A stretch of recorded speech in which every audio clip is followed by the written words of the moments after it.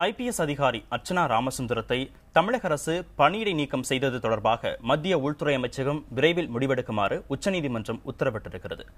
CBI கூடுதல் இயக்குநராக அர்ச்சனா ராமசுந்தரம் நியமனம் செய்யப்பட்டதை எதிர்த்து தமிழக அரசும் பணி நியமனத்தில் விதிகள் பின்பற்றப்படவில்லை என கூறி வினித் நாராயணன் என்பவரும் தாக்கல் செய்த மனுக்களை விசாரித்த உச்சநீதிமன்றம் சிபிஐ கூடுதல் இயக்குநராக பதவி வகிக்க இடைக்கால தடை விதித்தது.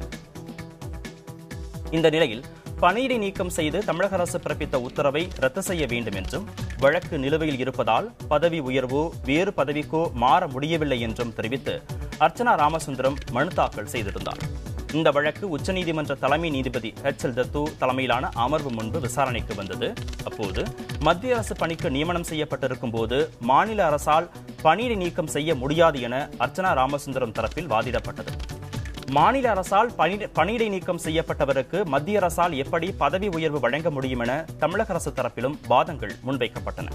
இதன் பின்னர் ஆஜரான மத்திய அரசின் தலைமை வழக்கறிஞர் முகித் ரோகத்கி இந்த விவகாரம் தொடர்பாக மத்திய அரசின் வேறு எந்த பணியிலாவது அர்ச்சனாவை நியமனம் செய்ய அனுமதிக்க வேண்டும் என கோரினார். இதனை ஏற்க மறுத்த நீதிபதிகள் அர்ச்சனா ராமசுந்தரம் தாக்கல் செய்த இடைக்கால மனுவை திரும்பப் பெறுமாறு உத்தரவிட்டனர்.